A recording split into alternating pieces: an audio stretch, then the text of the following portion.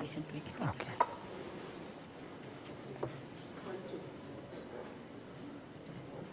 Okay. Can you? Okay. We are ready to start. Deputy Governor of the Bank of Namibia, Mr. Epson Wanguta. Dr. Koos Keise, Chairperson of the Payment Association of Namibia, members of the payment industry, members of the media, distinguished guests, viewers on the Bank of Namibia's social media platforms, ladies and gentlemen, good morning. My name is Sandra Garises. I serve at the Bank of Namibia in the Communications Department as a senior officer, and my duty this morning is to direct the program. It is with great pleasure that I welcome you all here this morning as we will be witnessing the official launch of the Namibia National Payment Systems Vision and Strategy for 2021 to 2025. You are here this morning in your various capacities and roles as regulators, payment service providers, infrastructure providers, payment services users, and partners in the payment service reform. This event indeed is the culmination of a number of years of collaboration between various industry players with a core vision in our efforts to provide the country with a modern, efficient, and secure payments systems that's futuristic and complies with world best practices. Ladies and gentlemen, thank you for responding to our invitation as we together will witness yet another paramount milestone towards the agenda of Namibia's growth and development. Without much further ado, I will then call upon Dr. Koos Keise, the chairperson of the Payments Association of Namibia, to give us the official opening remarks. Dr. Keise.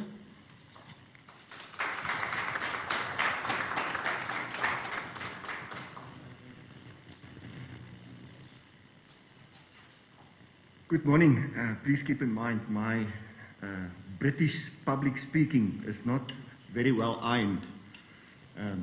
But Director of Ceremonies, Mr. Epson Wanguta, Deputy Governor of the Bank of Namibia, members of the payment industry, members of the media, distinguished guests, and ladies and gentlemen, good morning. It's quite an honor to be allowed some opening remarks on the to be launched NPS strategy for up to 2025. Now let me just get this one straight. That's it. Okay, so I'd like to start with the challenges we had in the process of getting to this strategy for the next couple of years. And naturally, the first thing is COVID-19, and the way that COVID-19 affected us is it required virtual sessions so that we could not use the normal group dynamics that the facilitators for this type of thing normally use. It made absence easy. So I can't say we have poor attendance, but I am a little bit disappointed about the attendance that we had. I think it could have been better. It also allowed presence without attention and participation. So somebody could put his PC on, logged into the discussions, but never participate going on with his work. It slowed down the process. As I said, group dynamics could not be used. It made participation in a way difficult, especially for less extroverted people. But in spite of that, I think we have done well. So we didn't foresee that challenge of COVID-19, but the next two challenges we did foresee and we planned accordingly. The first one is to convincing the peer and higher organizations to heed and embed and use what's going to be put onto the table now into their own operational plans. And the second thing is to ensure execution. So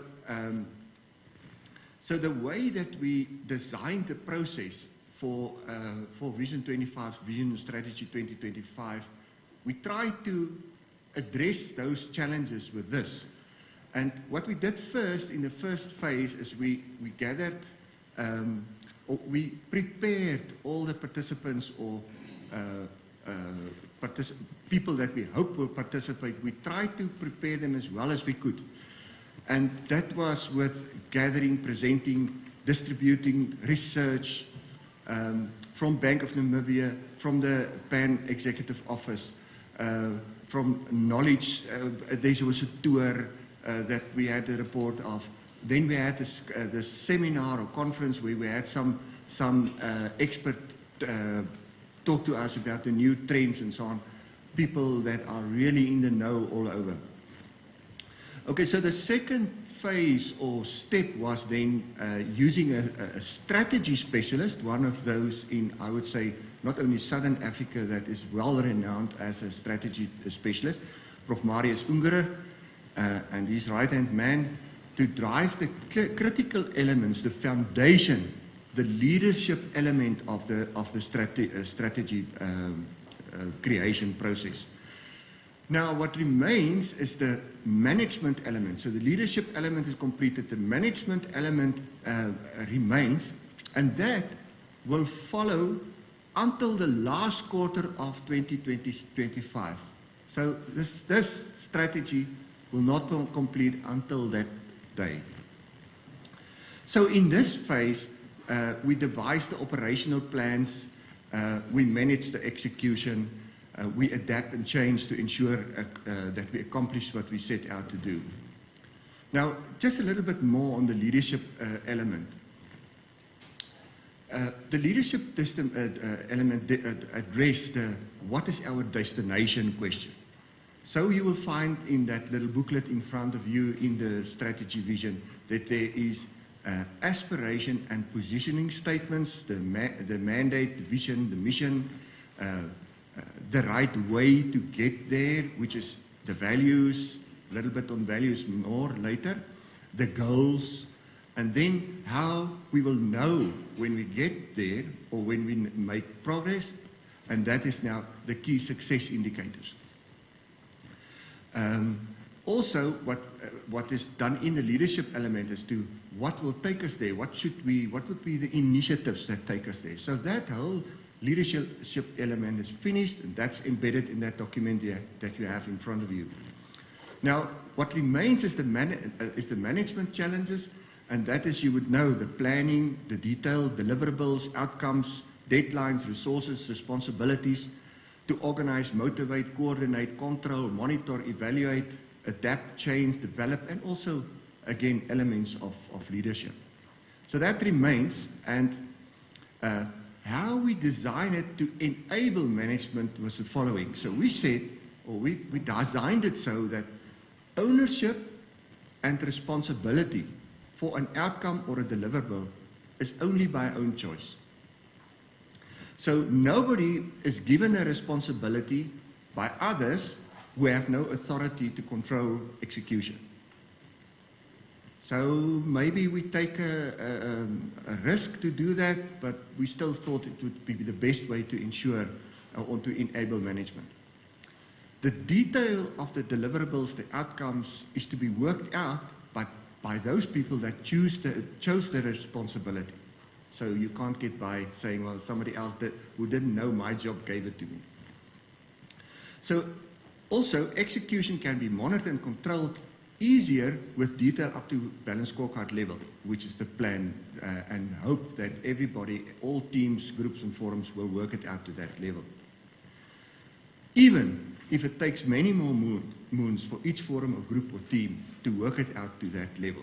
As I said, it will only be finished the last day of the last quarter of 2025. Okay. So, allow me a few quotes, also courtesy of Prof. Marius, on planning and execution. You know that one very well. If you fail to plan, you plan to fail. Plan your execution, execute your plan. Ideas are a commodity, execution of them is not. This one by Steve Jobs. To me, ideas are worth nothing unless executed. They are just a multiplier. Execution is worth millions. This one, having a vision for what you want is not enough.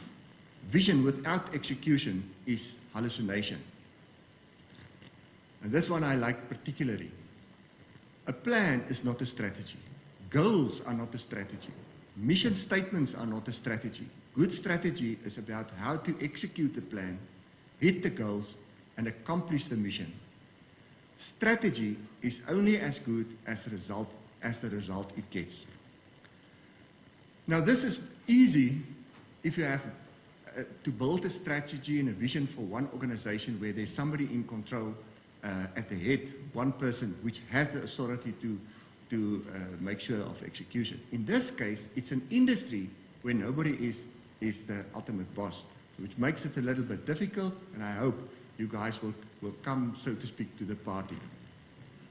So the execution process plan is more or less then like this. This is the first step. The leadership process, the leadership part has been defined. The objective key results and the key indicators is finished. And today, with the Deputy Governor's speech, we put to bed Vision 2020 that helped us up to now. And what will happen now is that each team, each group, each forum, it's already busy happening, choose the applicable initiatives that is in their domain, and they work out their operational plan, hopefully up to balanced scorecard level for that specific team, based on the leadership element that's been worked out. Then, that is then executed with quarterly reports during this year, this coming year, and at the end of the year, again, we close it off, see how far we've gone, and then the teams adapt and change their plans. Even they could even change their operational plan totally, but what they cannot change is the leadership element that's on the table today. So they should stay Vision 2025 focused on their revision and adaptation of their plans. So then the same happened again for next year. They execute with quarterly reports to whomever necessary. So some of the quarterly reports will land on PMC's table, some on Bank of Namibia, and maybe BAN and so on, whoever runs with it. And so it will continue each year, as I said, until the last day of the last quarter of 2025. Now, in closing, allow me a few words. First, I'd like to say that all involved in the sessions of Prof. Marians that were involved in all the sessions are convinced of the quality of what we have on the table in front of you. I haven't met anybody that was present all the time who has any doubt on what we have there. So we've done well. Let's do our best then to get there. And I promise that I will come back to values and as a little motivation from our side who designed the process and so on. I'd like to say that we Namibians, we achieved a distinction on the Christianity score. It seems that more of us are of that family than can speak English. So I can therefore take the liberty to call on that family and say, if you allow our society to negate the ultimate value, the same will happen as happened in Nazi Germany, USSR under Stalin, and other places, and which came very near to us with the SME bank thing and other things that happened in our country.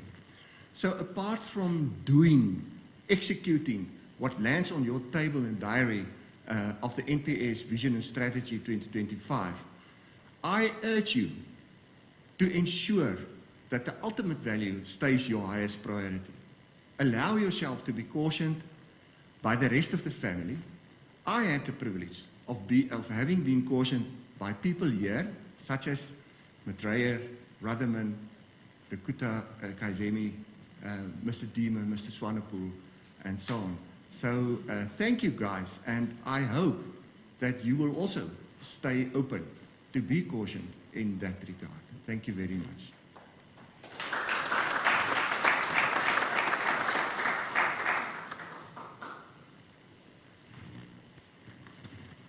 Thank you, Dr. Keiser.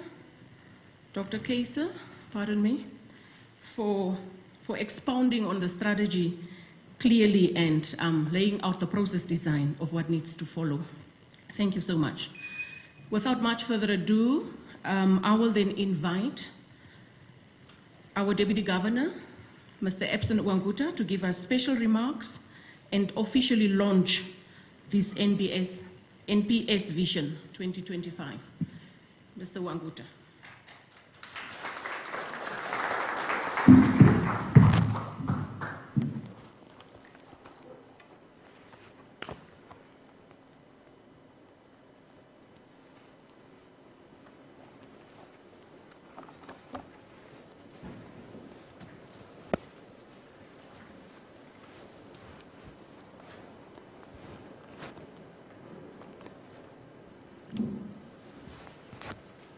Director of Ceremony, Sandra Garises, Dr. Koos Keiser, Chairperson of Payment Association of Namibia, members of the Council of the Payment Association of Namibia who are present here, members of the payment industry who are present, members of the media, distinguished guests, ladies and gentlemen, a very good morning to all of you.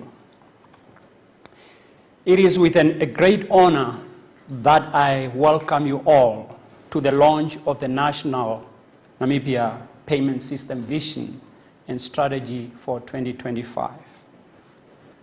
I should say that since the establishment of the NPS Vision and Strategy in 2000, it has become a tradition that we come together every 5 years to craft a vision and strategy to guide the NPS going forward. The compilation of a sound vision and strategy document for an ever-changing, increasingly complex ecosystem is not an easy feat. It is for this reason that I would like to graciously acknowledge the involvement, the efforts, and continuous support from all payment system participants and relevant stakeholders in crafting and delivery of the NPS Vision 2025. The national payment system is of paramount importance, especially in supporting Namibia economic growth and development. The modernization of such an ecosystem is always an ongoing process, and we continue to witness rapid acceleration in fundamental reforms in national payment system that are taking place globally. And Namibia is not an exception to these changes that are taking place. Continuous modernization of Namibia payment ecosystem is crucial to ensuring that the country is aligned to international best practices and position itself as a world-class national payment system. As we look back, especially looking at our previous vision covering the period 2016 and 2020 that ended last year, that strategy included a couple of several innovative activities that I will be elaborating soon in a moment. During that period, we witnessed the growth of the national payment system through the access and participation of new players such as banks, non-banks, payment service providers, further advancing the competition and also altering the payment system landscape. Other key strategy milestones that has been achieved in the past 5 years include the following. You may have noted that there was a successful phasing out of checks as payment instrument in Namibia, including the complete decommissioning of the check infrastructure. The phasing out of checks further supports the move towards the digital payments where we are striving to.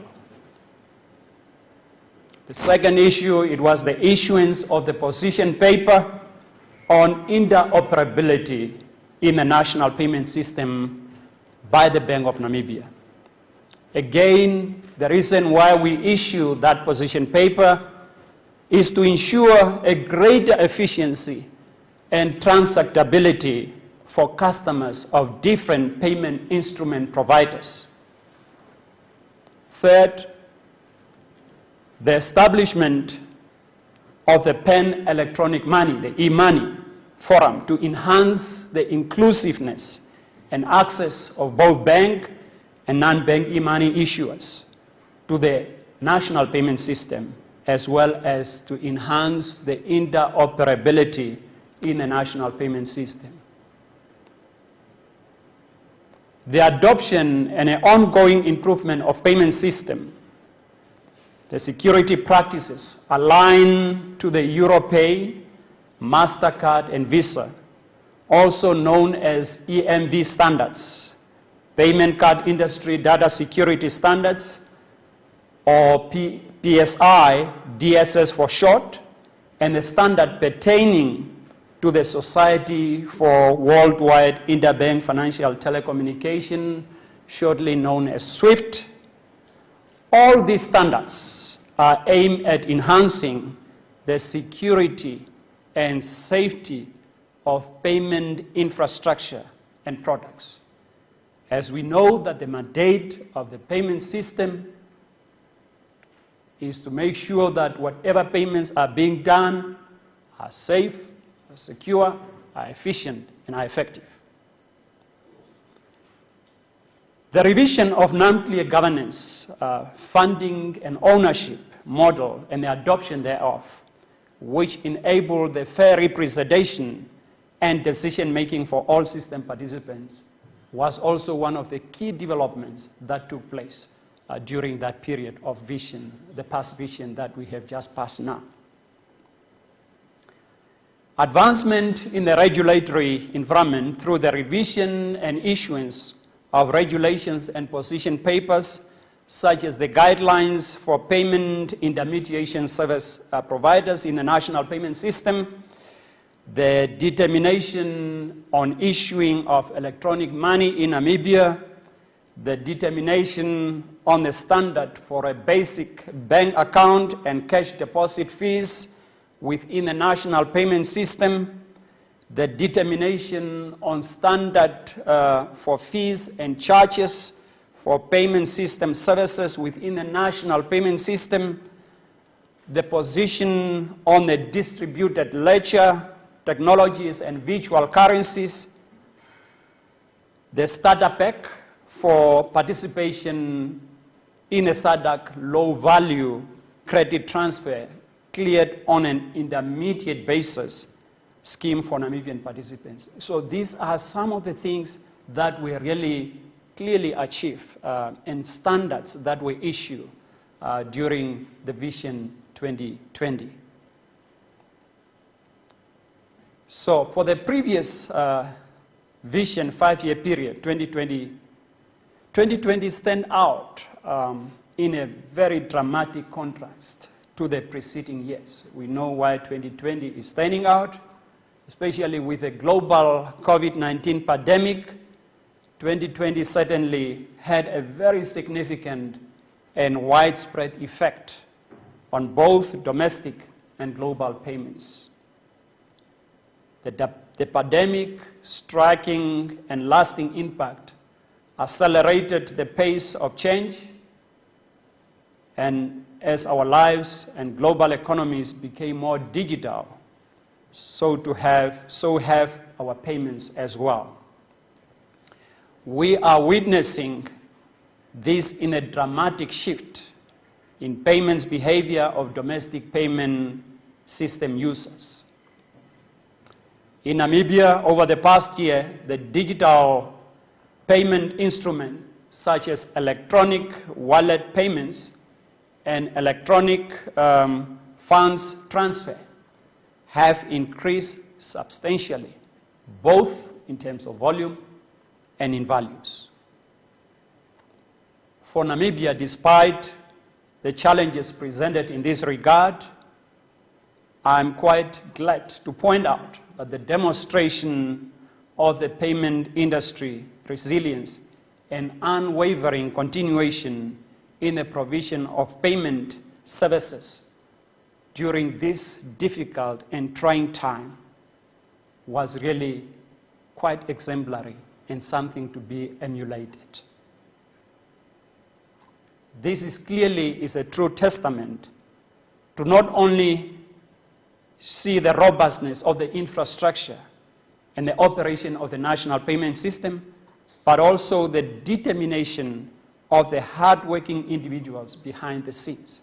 You know, like when you talk of payment system, it's really something that is really taking place behind the scene. You can't really see it, but that is really the engine of the economic activities, because without the payment system, you will not really see anything moving, both internally and also in cross-border.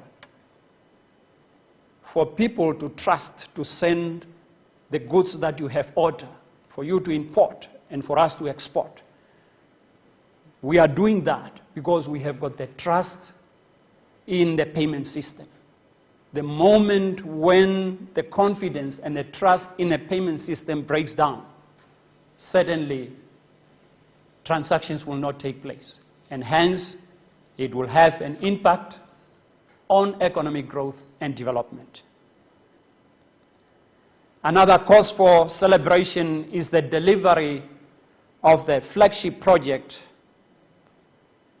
NamPay, by the banking industry, which is set to be fully functional by this June 2021.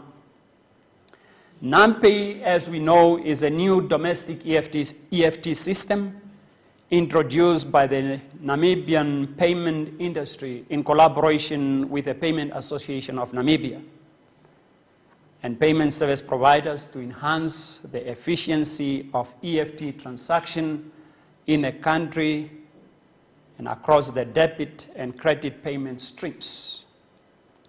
The project was introduced in response to the Bank of Namibia regulation, the determination on efficiency of the national payment system.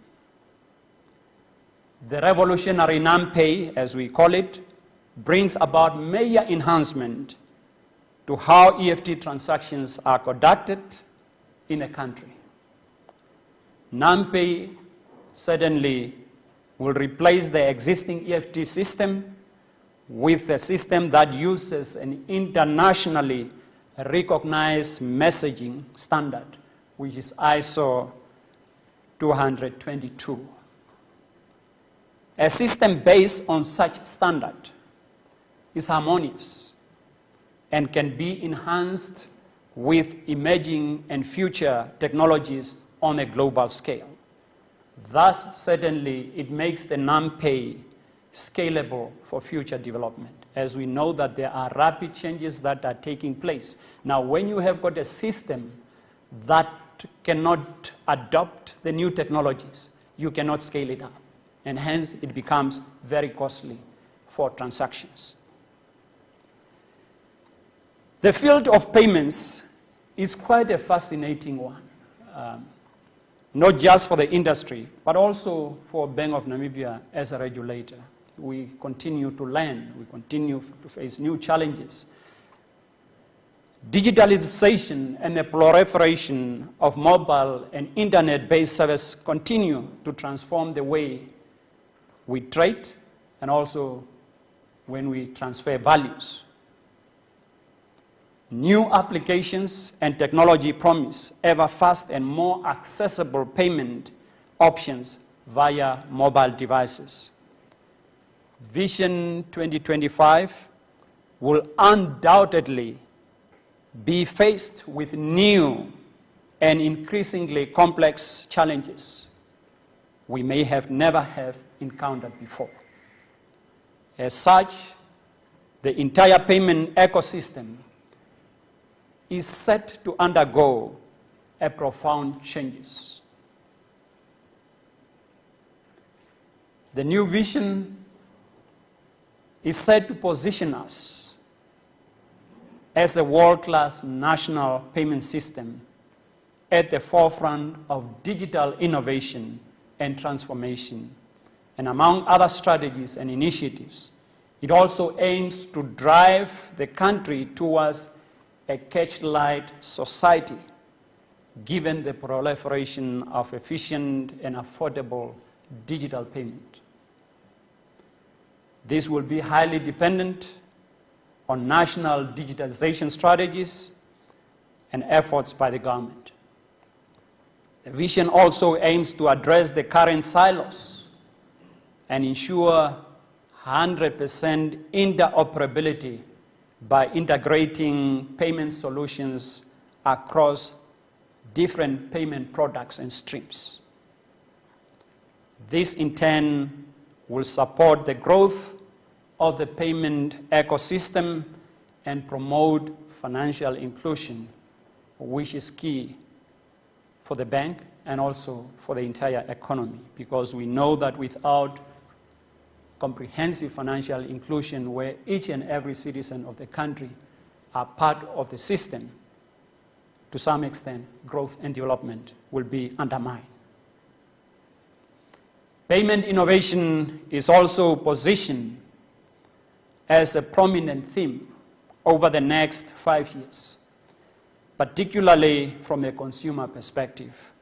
We aim to deepen our understanding around changing consumer needs for payment system priorities for the purpose of ensuring that we serve the Namibian people effectively.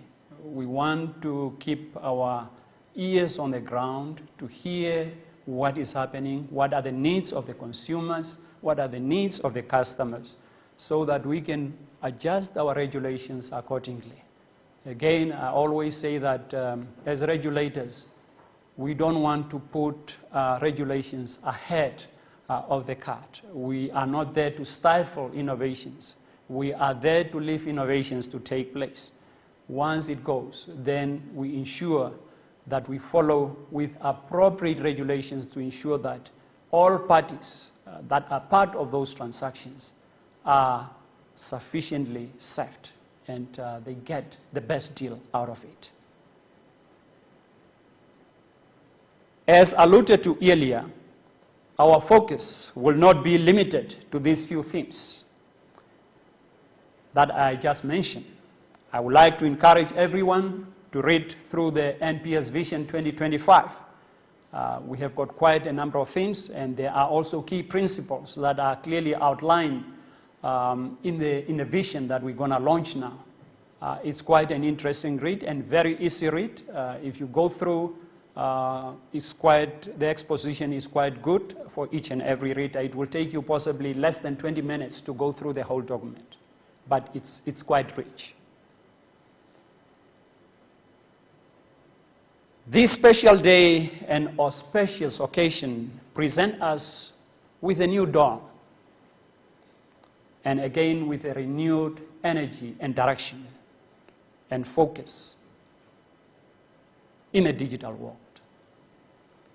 The newly formulated National Payment System Vision and Strategy 21-2025 seeks to embrace the impending changes and the uncertainties that are present.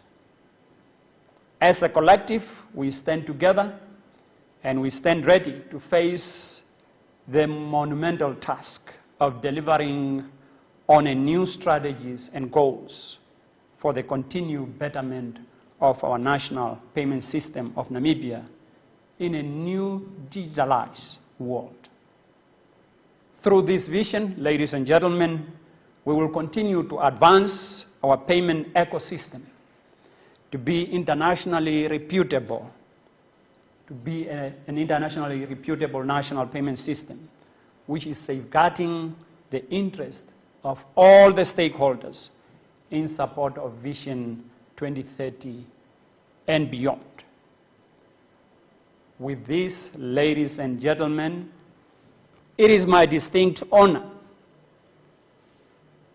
standing here on behalf of the governor, on behalf of the board, on behalf of the entire Bank of Namibia, and also the industry, to launch Namibia National Payment System Vision and Strategy for the next 4 years, starting now 2021 to 2025. With this, ladies and gentlemen, I thank you. Thank you very much.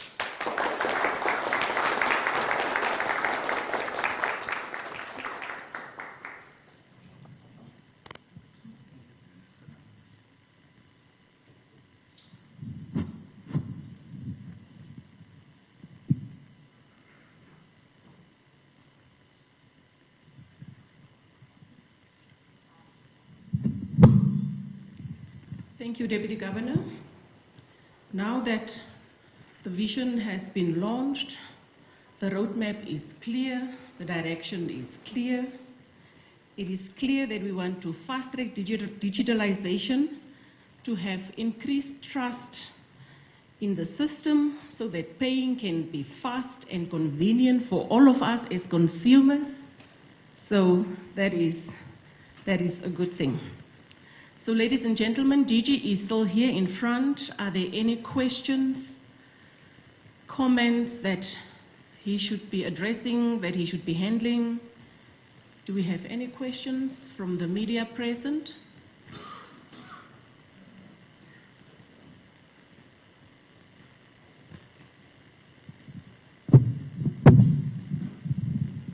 Okay.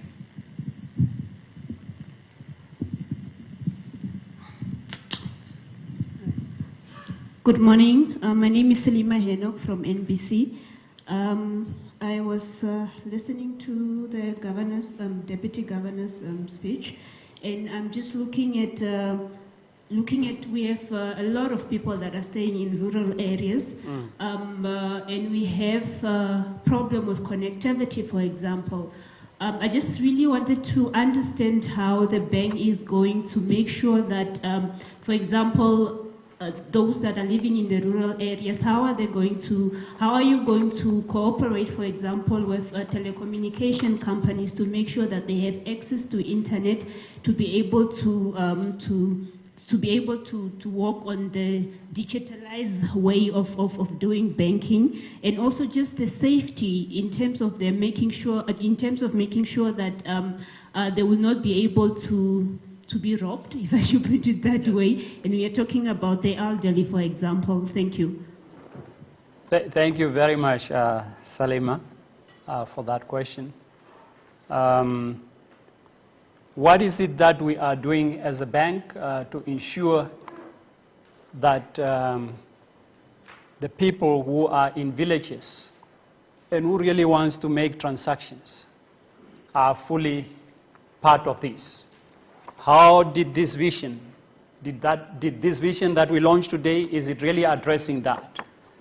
Salima, I could really say confidently that if you look at the principles that are included in this vision, there is principle 2 that talks to access, transparency, and inclusivity. And also, we emphasize very much on financial inclusion as well. It is our responsibility as a regulator. Of course, as a regulator, we can only create that enabling environment. We have been having some engagement with CRAN, because I think CRAN, as a regulator in the telecommunication industry, we have been having talks with them, of course, to look at how we could really make sure that the necessary infrastructures are laid down in the whole country. Of course, I think I'm aware that MTC has got very brilliant initiative in terms of that they have planned for the next 3 years, which they call is 081 everyone, if I'm not mistaken.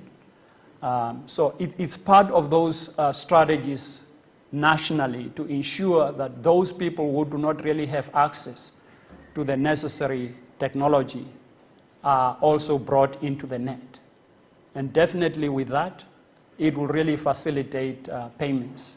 So if someone, maybe you have got some people in particular rural setup, you can easily now use the mobile devices by sending money to them, and hence they can transact easily. So that's where we are moving now to become a cash-light society, using the digital technology that is at our disposal.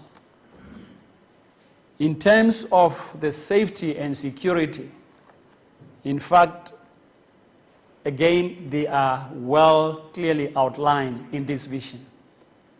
Just from the word go, when you talk of national payment system, there is no way that you can have a good payment system if you are not making sure that it is safe, it is secure. Those are the two first key ones that you need first to make sure. Because for the person to start making use of the payment system, they need to feel safe, that their information will not be compromised. Secondly, they need to make sure that it is secure. Whenever I send money from point A, it will reach point B. Thirdly, it must be efficient, meaning to say that cost-wise, the cost must be very reasonable. Thirdly, it must be very effective. And that is exactly where we are striving. When you look at the EFT that was launched, the NamPay, the ones that I spoke about, again, really, it talks to that. Mind you, I think some of maybe, if I look around the house, those who have been around 10, 20 years ago, if you make a transfer from one bank, Bank A to Bank B, it used to take 5 days before that payment is reflected in your bank. Now you may have noted that it takes a couple of hours or a day for a payment to reflect into the other person's bank account. But we will be also moving to the period when you do the payment, you click on it now. In less than few minutes, it will reflect into that other person's account, different banks. So that's where we are going. So certainly, you will see benefits out of this. So it's not just that, it's just a vision. I think Koos put it very well.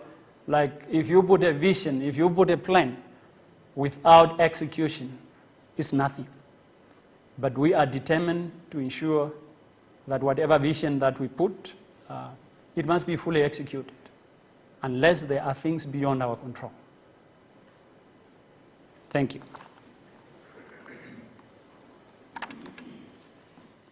More questions?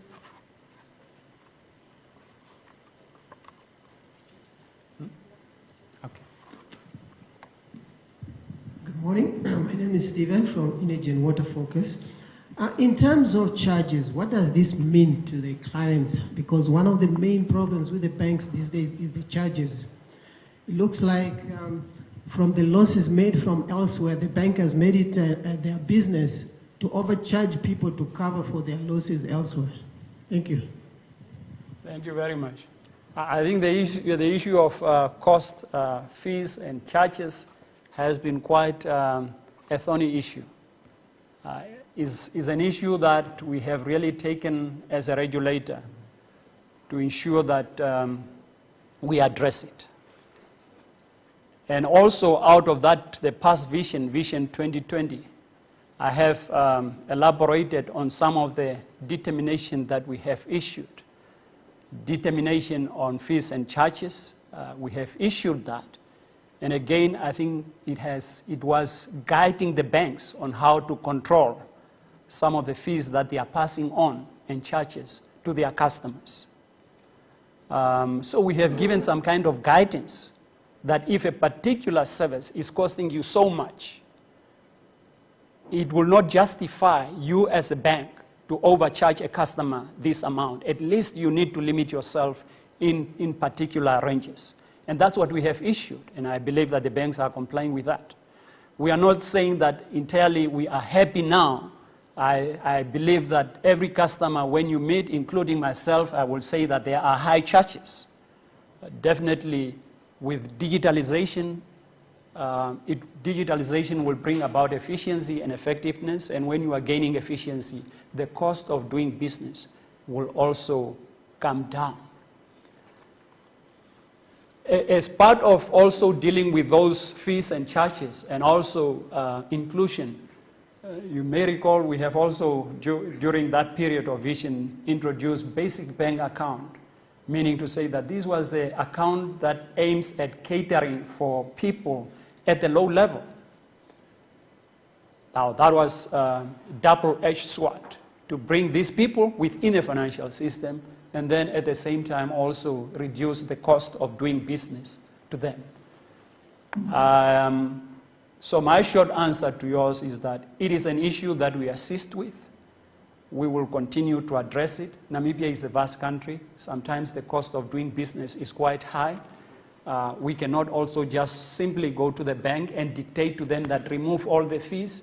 Then it's going to be very difficult for them also to reach out and do businesses in the areas where possibly the business will not be of commercial value. So those are some of the challenges that we are facing when you have got a vast country and sparsely populated as well. In any business, you can only make money when you have got a concentration of people. Now, when you have got only 2 people in CES, or maybe around 100, certainly to put an infrastructure that is costing you a couple of millions and you expect to derive benefit, it is not there. So we also need to understand businesses from that perspective.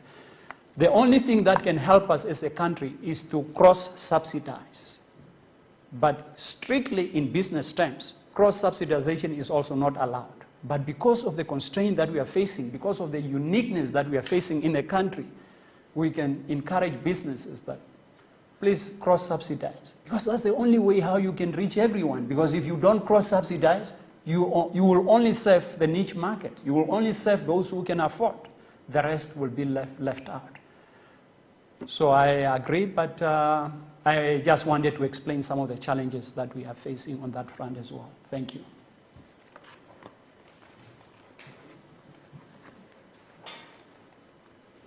There's the last question there.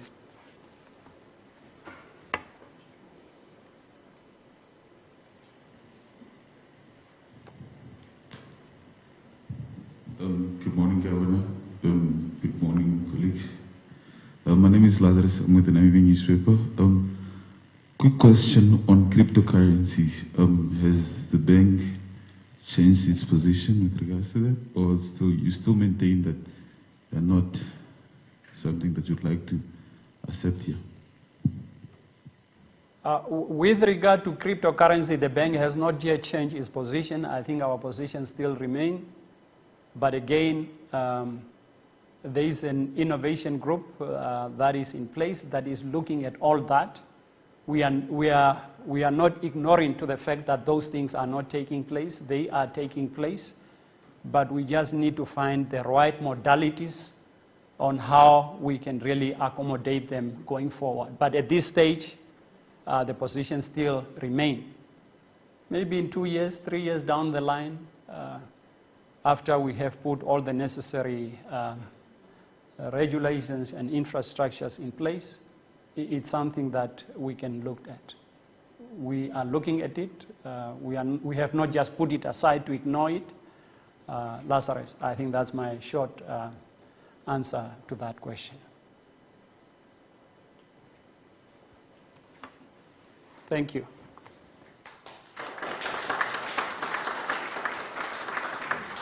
Thank you, DG. Distinguished guests, our online followers, the document will be available on the bank's social media platforms. Say 5 minutes after we conclude the program, it will be uploaded. You can read, you can acquaint yourself, engage us further. We are available to educate you and to explain so that we are all on the same page, so that we all understand what the vision is all about. So we have come to the end of our official program this morning. First and foremost, I would like to express my sincere gratitude for your presence here as we launched the NPS Vision 25 today. Ladies and gentlemen, I must, however, also highlight and acknowledge that the resilience and robustness of our national payment system was tested during this time, and it has undoubtedly demonstrated its success in the seamless provision of payment services throughout this unprecedented times in living memory. So let me therefore take this opportunity to respectfully acknowledge the invaluable contributions made by all of you as esteemed stakeholders in the payment systems industry. We thank you all. At this juncture, I too would like to echo the words of the Deputy Governor, in that it is indeed a new dawn. Vision 25 serves as a renewed direction to embrace the digital world. In closing, allow me to, ladies and gentlemen, extend on behalf of the bank our sincere gratitude to all of you gracing us with your presence in person and on online platforms. Have a good morning, and I thank you for your attention. So we will further